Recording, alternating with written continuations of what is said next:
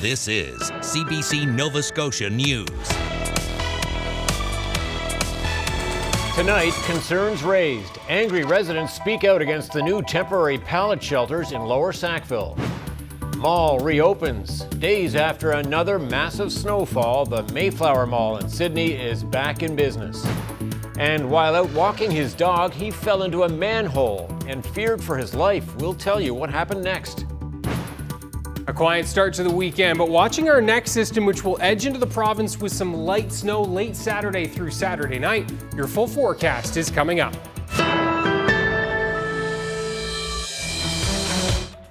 Good evening. Emotions were raw and there was an outpouring of anger against a shelter expansion during a meeting in Lower Sackville last night. The Beacon House site is the first in Halifax to get temporary pallet shelters. But residents say the location beside a school and sports field puts children at risk. The CBC's Ryan was there and has this report. We need housing for these people, but in your right mind, no one would place it in amongst their children. Yeah.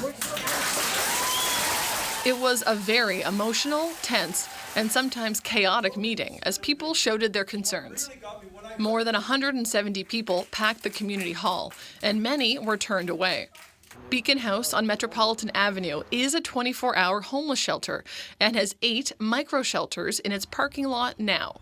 19 new temporary pallet shelters are going in, and people will be moving in soon. Dozens of people said the location beside Leslie Thomas Junior High, a skate park and sports field doesn't make sense. Nothing short of relocating this. Thank you.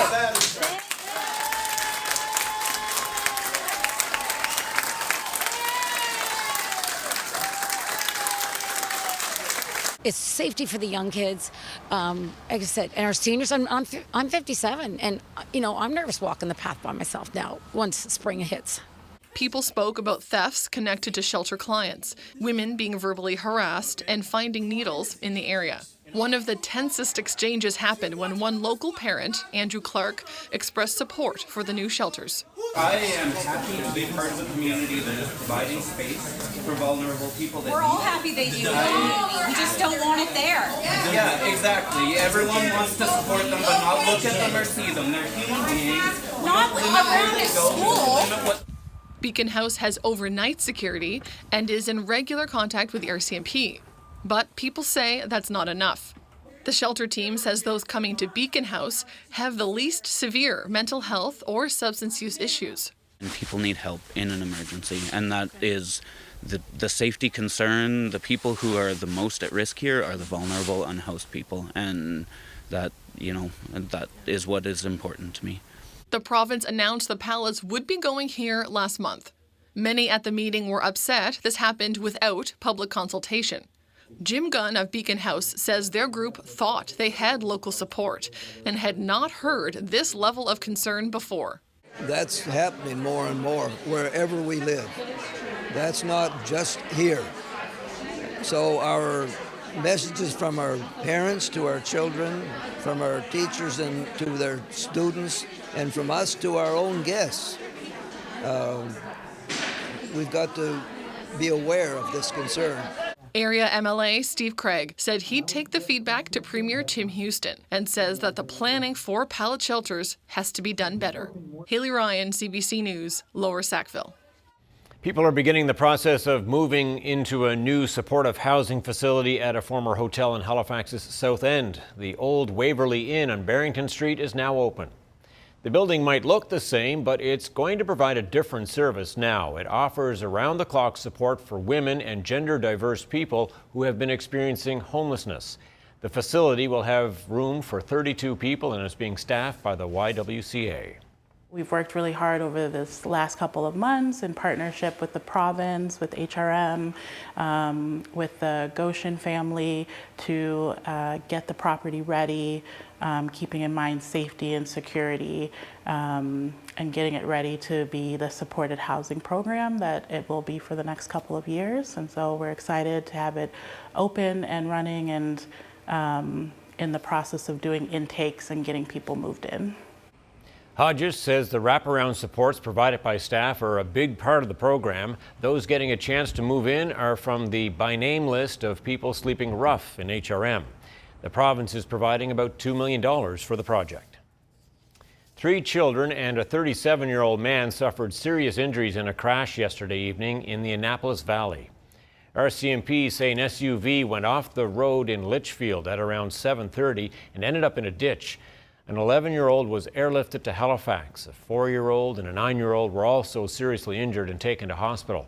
Investigators believe alcohol was a factor in the crash.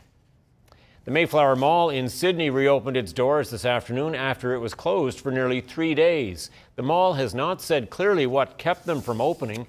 The parking lot and entrances were clear, but the community has been struggling with a massive snowfall for the last 2 weeks. Aaron Potty explains. Cape Breton's largest retail space is covered in a blanket of heavy snow.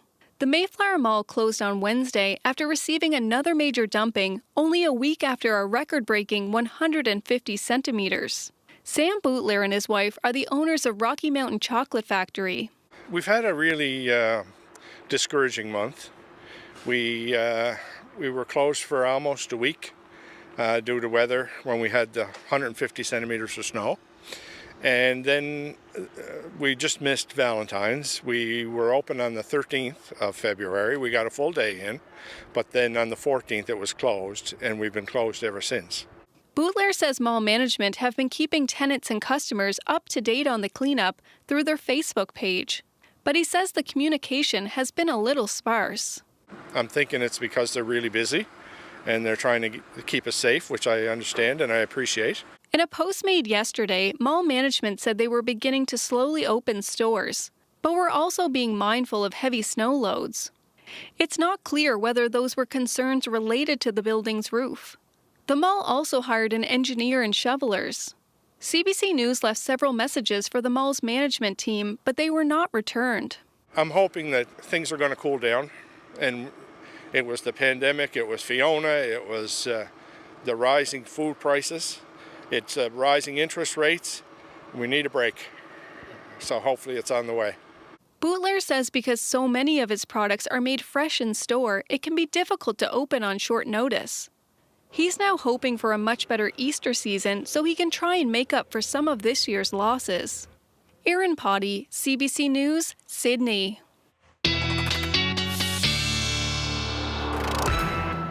All right, Mr. Boudelier, not the only person hoping for a break. We're still hopeful for a fairly quiet weekend weather-wise, aren't we, Ryan? Yeah, and Mother Nature does look set to deliver, though we are watching that system, Tom, that's been working its way up the coast, and it will work its way up the coast this weekend. We can see quiet out there right now, a couple of flurries, but overall nice and quiet indeed as this Alberta Clipper is now sailing to the south. It did bring some flurries and some periods of snow to the southwest of the province today, but it is now on its way out. And the next system already brewing here, bringing some snow to the northeast parts of the U.S., and that is going to, again, take a path just to our south and close enough that it will bring some flurries into the mix tomorrow. Yarmouth, Digby, Shelburne first, edging up into Bridgewater, even Kentville with a risk. And then Halifax and Sheet Harbour as we work our way into more so the supper hour, around supper hour into the early evening time for tomorrow. You can see still quite bright across Cape Breton and the Northumberland shore tomorrow, though you folks will see some increasing clouds, as we all will, as that system starts to edge in. So there's Saturday afternoon, and again, it will be passing south of Sable, but close enough that we'll get into some of that, the best possibility of some lighter snow bands into the Saturday evening time frame and the overnight. And looks like a trace possible for most of us, but along the Atlantic coastline from Digby, Yarmouth, Shelburne, up the Atlantic coast and into Antigonish and Cape Breton. That's our best chance of seeing, say, 2 to as much as 5 centimeters. Really not seeing anything more than that in the guidance. Into Sunday morning, we are looking at some flurries on the back side of this system. Those will remain in the mix through Sunday morning. And then into the afternoon, we're looking at a clear out, and we'll see the sunshine reappearing on Sunday. Sunday, notably cooler than Saturday with those northwest to west winds as well, -3 to -5. So it'll have a bit of a bite to the air, no question about it. Now, some folks have Monday off as well, and they'll give you a little heads up on that. Weak little system passing out of the Great Lakes will move across the Maritimes with a burst of some flurries through the day on Monday, but some sunshine before and some sunshine after. And so just watch for that one if you are traveling on Monday. But overall, Tom, all things comparable and considered, things are quiet this weekend for sure. I think we're all okay with that. Yeah. Okay, thanks so much, Ryan. Thank you. Provincial and federal government officials gathered in Halifax today to provide an update on the affordable childcare agreement signed in 2021. The goal is to have an average of $10 a day daycare in place by March of 2026. While early childhood educators welcome the progress made so far, they also say there's more work to do. Michael Gorman reports. There were lots of smiles as politicians gathered at a Halifax daycare to discuss making services more affordable and more accessible. Those steps include more spaces and wage increases and benefits for early childhood educators. So we've seen fees reduced for regulated childcare by an average of 50%. We've created more than 3,800 new childcare spots for little ones needing that care. People in the sector welcome those steps, but the executive director of this childcare centre says there is still much to be done. The government must continue to prioritize wage scales that meet or exceed the living wage for ECEs. This is critical for attracting and retaining ECEs. While the government-funded parent fee reductions have made childcare more affordable for most families, the demand for childcare services has increased, leading to wait lists that are very difficult to manage. This ECE says her own family has experienced the challenge of those wait lists. In September, my son will move to elementary school. I currently do not have any before or after school care for him. I've been working for months to try to secure a space for him, and this has created a lot of worry and stress for our family. Nova Scotia's education minister agrees that there is still work to do on staffing, but she believes they're on the right track. So much of the work that needs to be done to bring people into the workforce has been done. So the increases in wages that have already been made, they are significant wage increases. And we've now connected those wage increases going forward to our civil service wage increases so that there is a professionalization of these wages and they can anticipate wages increases into the future. Druin says the province remains on schedule to hit the $10 a day target by March 2026. Michael Gorman, CBC News, Halifax. In 2021, the federal Liberal government promised to create a universal school lunch program. Although several provinces have them now, Nova Scotia still does not. The province has said it's waiting for Ottawa and will not create a program on its own. The federal minister says consultation work has happened, but could not provide any details about when a program might be ready. So we spent about a year consulting across the country with parents, stakeholders, and most importantly, children to hear what they would like to see in a national school food policy. And so that What We Heard report was published. It's public, fully accessible. And now the work is underway to examine what that policy will look like. And we are moving forward in that direction. As to timing, I don't have a specific to nail down. PEI already has a school lunch program, and Manitoba is aiming to have one in place by September. The company behind a proposed 50-turbine wind farm in Colchester County is preparing to submit an environmental assessment. But as Luke Ettinger reports, residents have concerns about where the energy in their backyards could be headed. I guess I had no appreciation, even though we knew the number of turbines, that they would be that visible and that many of them. The view could be changing across the road from Nancy Frame's Folly Mountain home. Everwind is proposing 50 wind turbines. Known as Windy Ridge, it is one of 3 farms to help power a green hydrogen and ammonia plant in Point Tupper. Not only are we, sacrificing this landscape, but we don't even have the satisfaction of knowing that it's going to go into our own grid. Only the excess power generated by the farms will be sold to Nova Scotia Power. We think that roughly 20% of the energy from the project will likely be used domestically, but also will be an interruptible user of power and flexible user of power at Point Tupper. So when Nova Scotia Power needs our wind to serve domestic customers, they can interrupt our production. Still, Frame said the change to the landscape would be an easier pill to swallow if the energy was staying in Nova Scotia. But she is also concerned about the project size. But we only have so much land base. We only have so much beautiful natural resources in Nova Scotia. At one point, over 100 turbines were proposed by Everwind throughout the province, but the overall number has been reduced. Andrea Cosman is with RES, the company that would build the turbines. She said the locations have been adapted to address concerns about proximity to watersheds, old-growth forests, and recreational areas. We are here to listen to stakeholders. That's why we hold these open houses. We understand there are a variety of concerns. The turbines will be more than 2 kilometers from residences in accordance with Colchester County bylaw. And residences within 3 kilometers of the projects are being promised about $1,000 a year. That, along with other community initiatives. Everwind has already received the environmental assessments for 2 farms totaling over 30 turbines. The company expects to start that process for the 50 turbines at Windy Ridge next month. Luke Ettinger, CBC News, Folly Mountain. 4 years after a new emergency department was promised for Yarmouth Regional Hospital, the provincial government still cannot say when construction will begin. Design and analysis work was completed several months ago, and the project is included in this year's capital plan. But a spokesperson for the province says officials are still considering next steps, and timelines and cost estimates could only come once a tender is issued. Doctors in Yarmouth recently voiced frustrations about the site's working conditions, including a lack of space, privacy for patients, and infection control measures. The Faculty Association at Mount St. Vincent University says its latest contract offer to the university had been rejected. About 160 faculty, librarians, and lab instructors walked off the job earlier this week. The union hasn't provided figures yet on what wage and benefit increases it's seeking, but says it wants, quote, parity with what unionized employees at other Atlantic universities are receiving. The union says its priorities remain fair compensation, concrete commitments to equity, diversity, inclusion, and accessibility, and faculty working conditions that support student learning conditions. A 71-year-old Halifax man was walking his dog near the Canada Games Centre in Clayton Park after last week's snowstorm when the next thing he knew, he was falling. Dan Webb had stepped on a partially uncovered manhole and was plunged into an abyss, finding himself at the bottom of a deep hole with ice-cold water up to his neck. A woman thankfully heard his cries for help and was able to call 911. They shared their story with the CBC's Information Morning host, Portia Clark. At first, it was like, I'm really in deep trouble here, and I'm on my own.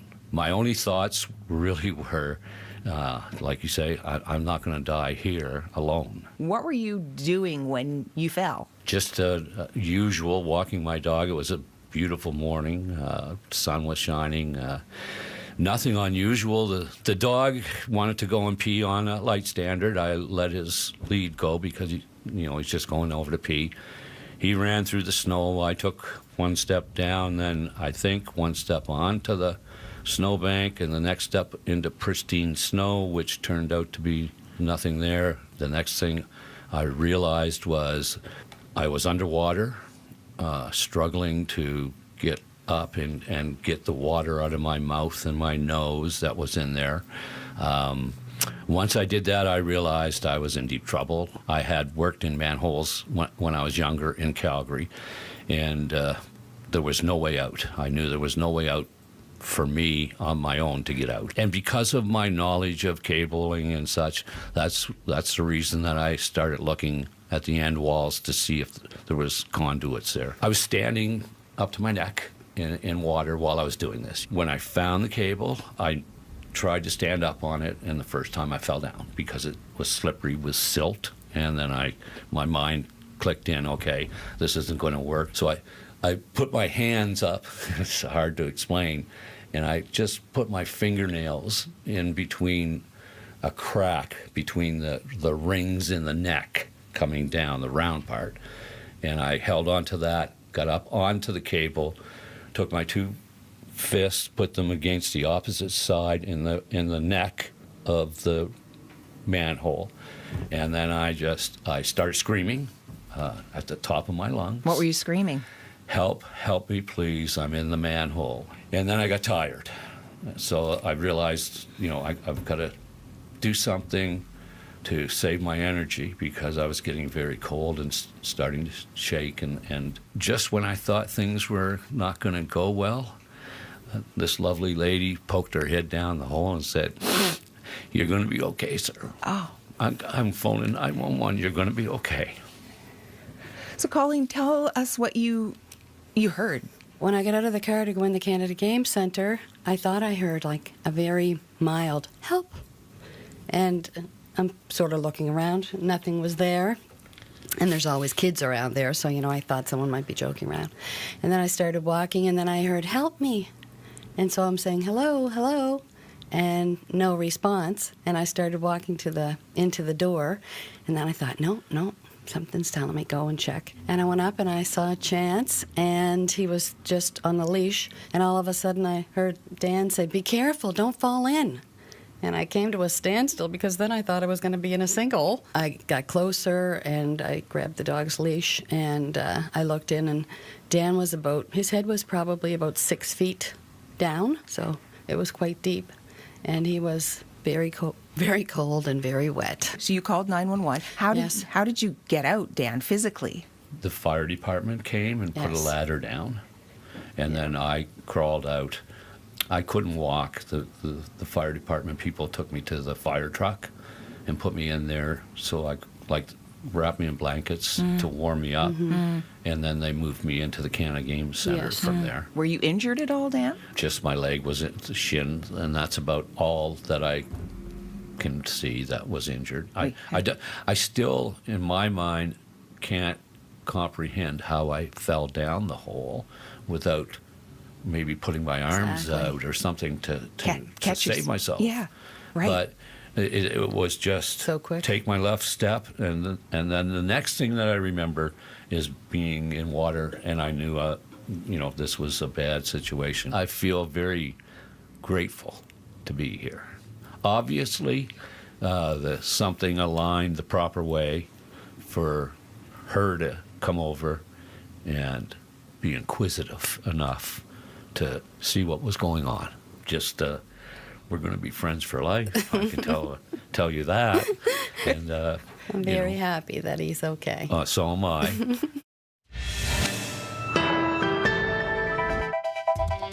Coming up, the Kremlin's biggest critic is reportedly dead. Russia's prison system says Alexei Navalny passed out during a walk today and never recovered. Tens of thousands of farmers in India are attempting to march to the country's capital, New Delhi, to demand guaranteed crop prices.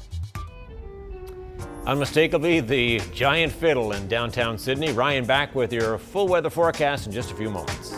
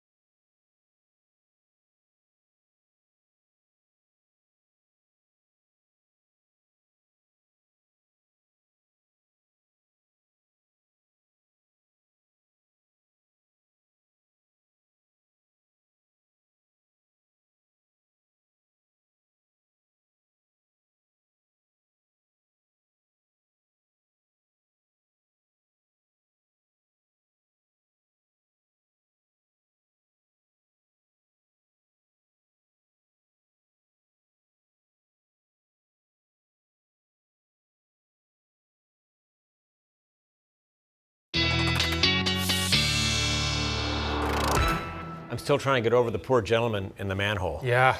Oh, man. So what an lucky. ordeal. So lucky that she was there. Yeah, Right? yeah. And yeah, for sure. So as we work into the weekend, we're looking at quiet conditions, thankfully, and maybe some further snow clearing, the stuff that you haven't taken care of to expose maybe the manholes, some storm drains and whatnot. And that really should be kind of something you think about moving forward, right?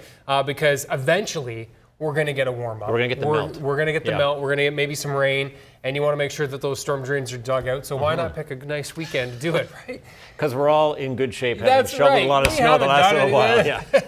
Yeah. Last thing I want to do this weekend, but it's true. important. You got to do it. It's true. I'm stretching. Have a look at our current temperatures, and yeah, you can see temperatures actually on the plus side along that southwest coast for high temperatures today. -4 for our high temperatures in the north and east. And as we look at the currents, and you can see where we've dropped, a couple of degrees in most cases, and the winds are still, for certainly, a little on the pesky side as they have been in from the northwest today. Still sustained near 20, upwards of 30 in some spots, even 44 there on the Digby Neck area. You can see that the gusts, though, not too bad in most cases, gusting to 40, Yarmouth and Port Hawkesbury. Wind chill values out there right now ranging from -6 to -12 in Port Hawkesbury right now. Now, weather systems, lots of cloud in the mix right now, thanks to this clipper, which is now sailing out into the Grand Banks. There's our nor'easter, which dropped, by the way, nearly 90 centimeters of snow in Gander, near 50 centimeters of snow in St. John's. So a solid blast of snow for those folks. So the clipper will miss them.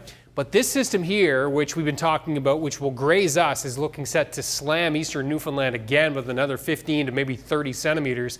So back-to-back storms for them. Area of high pressure sweeping in across the prairies is keeping things cool but quiet there. 0 in Edmonton, 1 in Calgary, 9 on the plus side in Vancouver. And you can see where the northern jet is meeting with the southern jet here. And that is typically where we see these storm systems developing. And that is what we're seeing right now with that storm that will, again, cross just to our south. Tonight, temperatures ranging between -6 and -10 to 11 in most cases, though a little milder in those onshore winds for Cape Breton.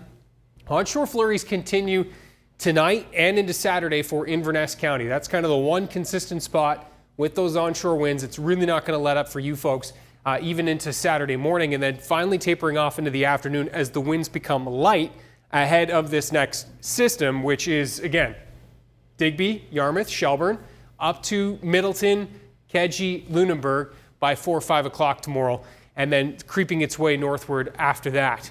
Inverness County, as I said, flurries for the most part tonight and tomorrow, another 2 to 5 centimeters there.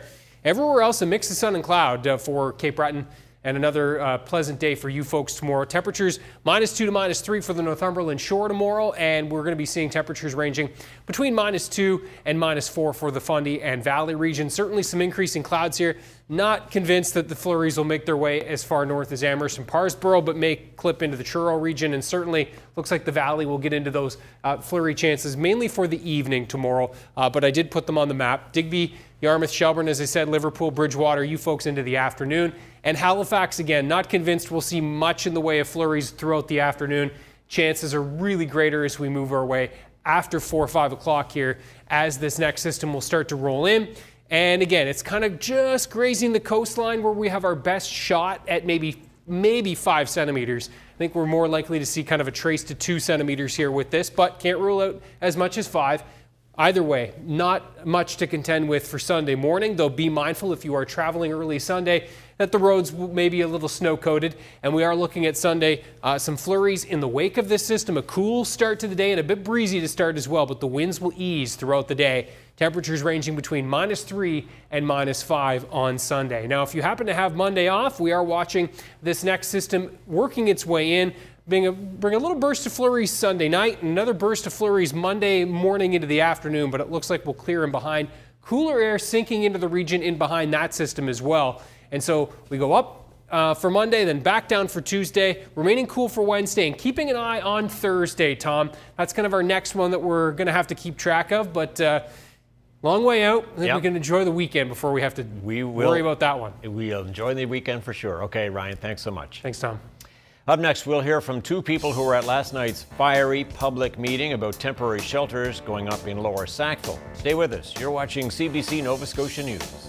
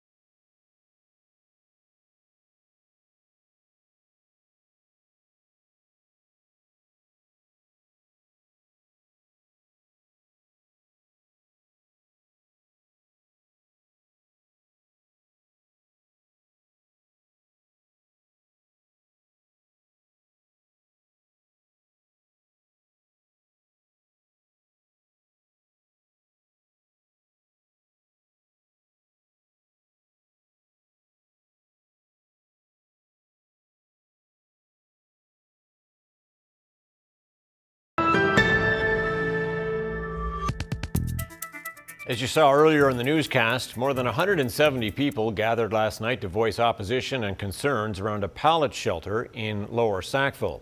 There are 19 being erected close to a school and recreation area. Some residents complain that temporary shelters are being, quote, shoved down people's throats. We'll hear from Kathy Arnberg, a concerned resident in the area, and Jim Gunn, a board member of Beacon House, which already runs homeless shelters in the area. Well, I feel like it was just shoved down people's throat. It was never, I mean, that's why everyone's outraged tonight. Number one, you didn't know about it. But the real reason that everybody is so outraged is because it's 200 meters from a junior high school. And at this school, they start in grade 6, 7, and 8. So it's a bit younger than a lot of other districts. So there's parents almost in tears knowing that they have young girls, young boys that are in grade 6. And this is a development time of life that you're supposed to get a little bit of independence and that you can can, go somewhere in your lunch hour for a walk. They can walk to Sobeys and grab a snack. But the biggest thing that surprised me here tonight is there was quite a few seniors that spoke, and they had issues where they've had run-ins, and they were very fearful for the situation they were in. Well, I think the main issue raised was the proximity to the school. But we're there now. So how can we address those concerns and work with the school and the community to do all we can to ensure the safety of the students in the community? There's no guarantee on any of this, but we'll do all we can. I think a big concern is we're wondering how many we're going to get. We don't want this location to be, we understand there's a crisis on it. We understand we need to have some of these pallet shelters. The biggest concern here is not across the street from all this recreation. I've always thought about those concerns. And when I hear about the concerns, I address them. We weren't hearing about them. And every time we did hear one, we did address it. I had one person, a member right near the school, be very concerned about the needles and paraphernalia that she found on the trail in her community, not on our property. As an example, we paid our person that does needle sweep to do that property as well, that trail. That's an example. When we hear of a concern, we don't ignore it. I know it's here because they had a free building. I get that. But it was a warming center. But I think government knew they were going to make this into something bigger. The community found out in the last 2 weeks by accident, not by design. We have to really build a stronger, more direct connection with the community and work with the community to address their concerns. And maybe the next community will have a bit more information, but the sad part is they're all going through. Yes, you have to have this public meetings because we need them. This one was too late. Hopefully the next ones. But they really, you can find locations if you work a little harder. This one got away from the community, and it's just in a terrible location. There's just too many kids, too many seniors. It's too densely residential area. It's just not the right place. Coming up, Alberta honey may not be as popular as wheat or cattle, but honeybees contribute billions to Canada's agricultural sector.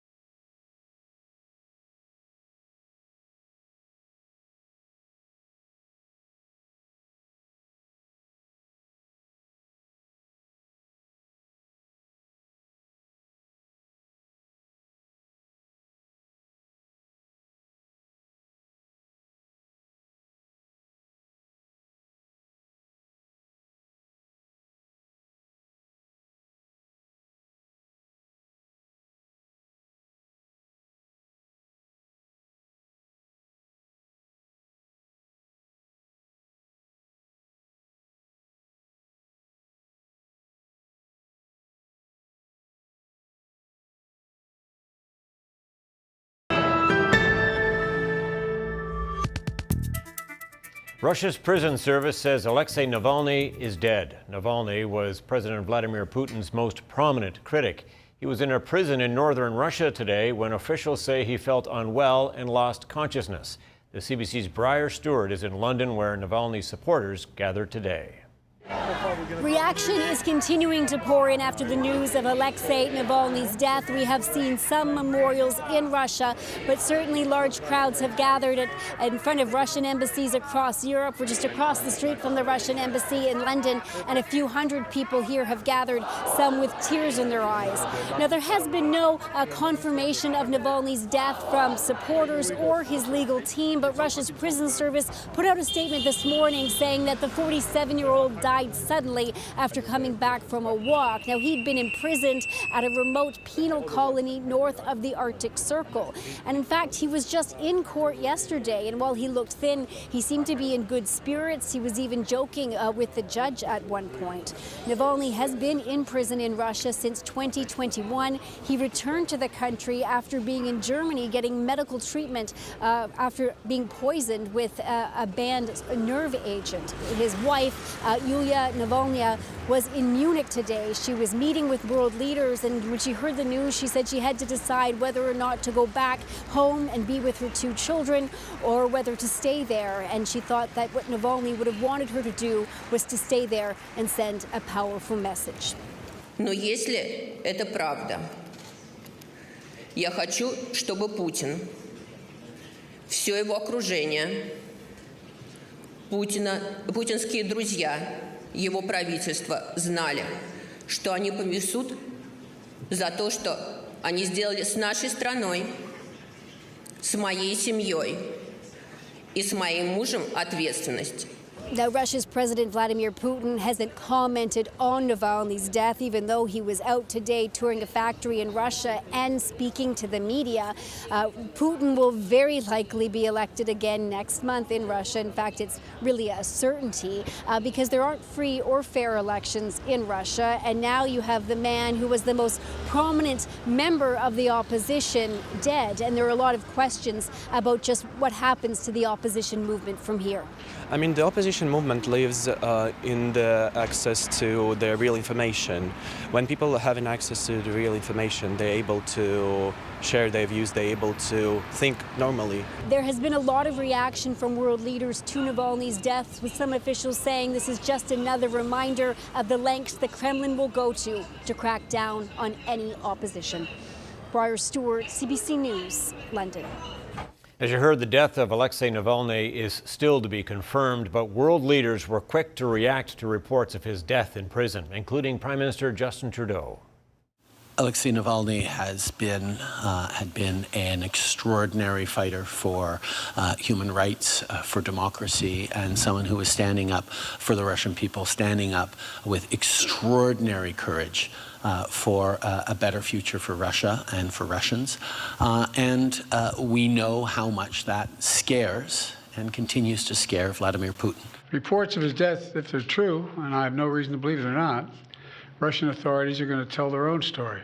But make no mistake, Putin is responsible for Navalny's death. Putin is responsible. What has happened to Navalny is yet more proof of Putin's brutality. Putin's Russia imprisoned him, trumped up charges against him, poisoned him, sent him to an Arctic penal colony, and now he's tragically died. And we should hold Putin accountable for this, and no one should be in any doubt about the dreadful nature of Putin's regime in Russia after what has just happened. To India now, where thousands of farmers have protested for a fourth day. They are marching toward New Delhi, demanding guaranteed prices for their produce. They've been held up, but as the CBC's Salima Shivji tells us, the farmers are determined. A fourth day of protests. And once again, tear gas causing chaos among the farmers. Gathered here at the border waiting, their march on Delhi paused. They've been here some 200 kilometers away from the capital for several days now, their camp becoming entrenched, with police not letting them advance, and the anger against the authorities is deepening.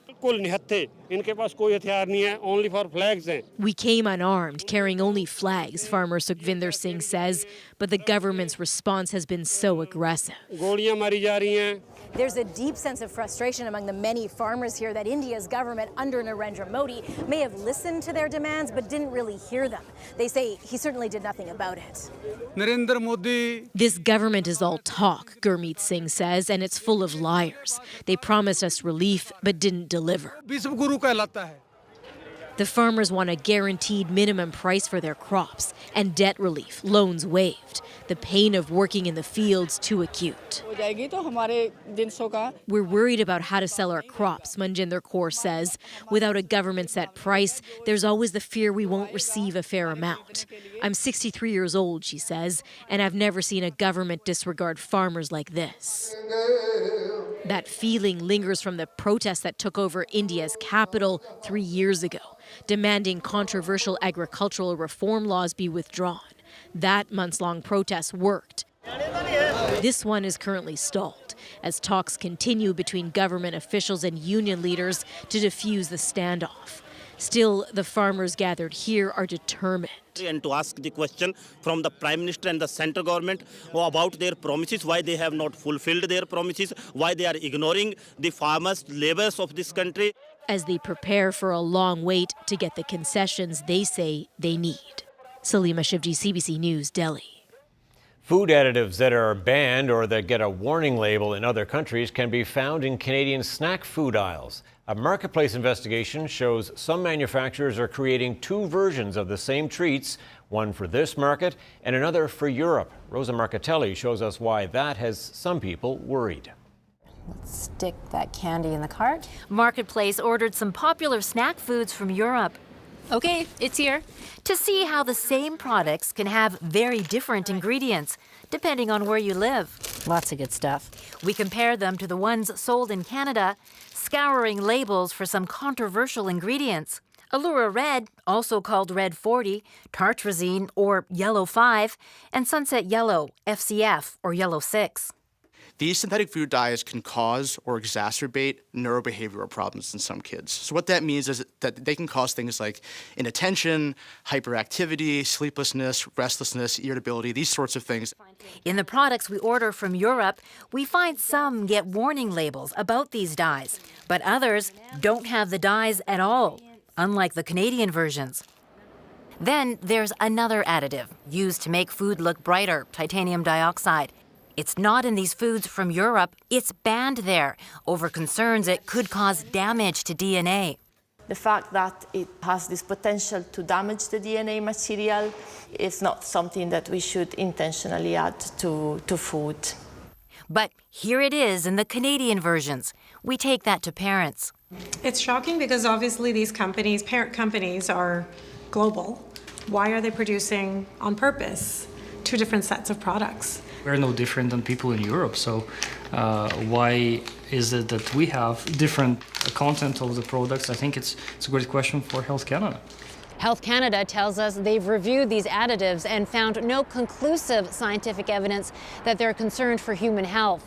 Marketplace asked the companies behind the snacks why they make different versions of the same products, given the controversy about the additives.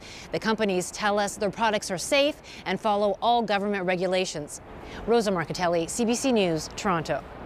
Well, think of Alberta and you probably think of cattle and oil, but another industry may belong on that provincial list, one with a less rugged image than the ranch or the rig. The CBC's Nicholas Frew reports. It's nice to see that. That just put a smile on my face to see the bees flying around today. Richard Ozero is one of the hundreds of beekeepers in Alberta, helping the local honey industry blossom. He and his wife Amber built careers in the news business before buying a farm in Parkland County. Today, the couple tends to 4,000 colonies, and their honey is shipped across the continent and overseas.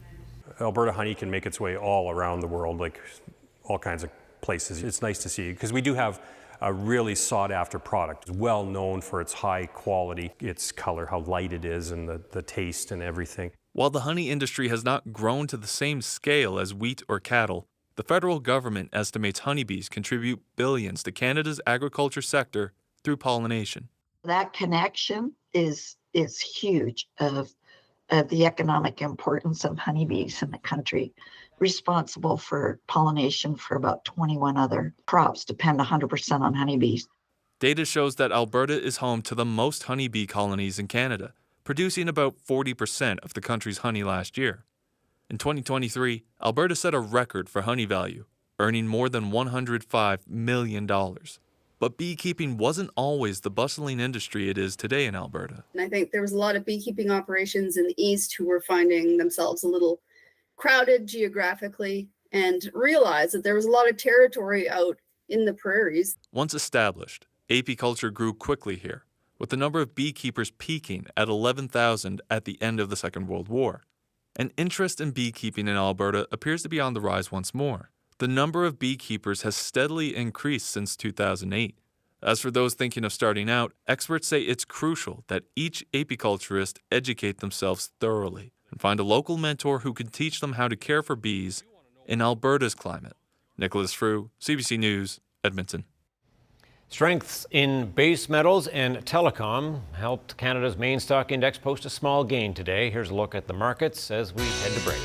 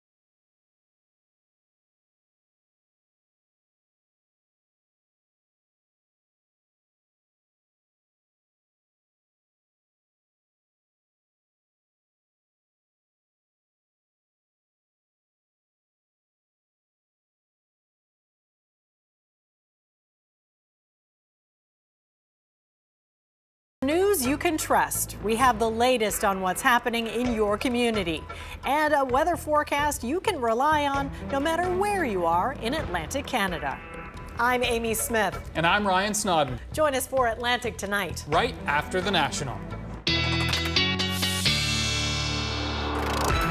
All right, love the Ryan's Picks portion of the show where, of course, of late we've been featuring a lot of snowbanks and a lot of snowy scenes for sure. You have something nice this night, though. Yeah, also with some snow in the mix, but for sure, this picture is a beautiful one taken this morning. I love day of pics. Very current. Yes, and this one, Musquodoboit River.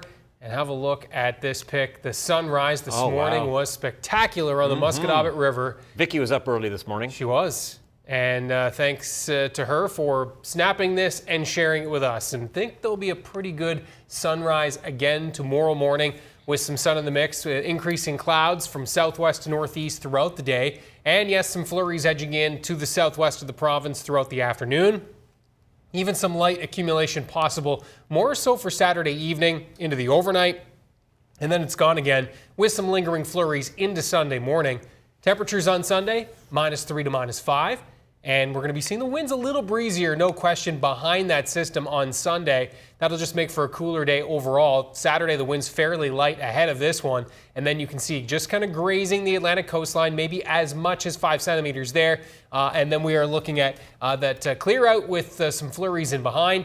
And pretty quiet for Sunday, as we said. Watching a little wave there for Saturday night, or Sunday night rather, and into Monday as well with some more flurry chances. But overall, not a bad little long weekend. We can handle a few flurries, can't we? Definitely. All right, thanks, Ryan. Well, pandas have long been the face of conservation, but there's a new creature that seems to be mimicking that iconic look.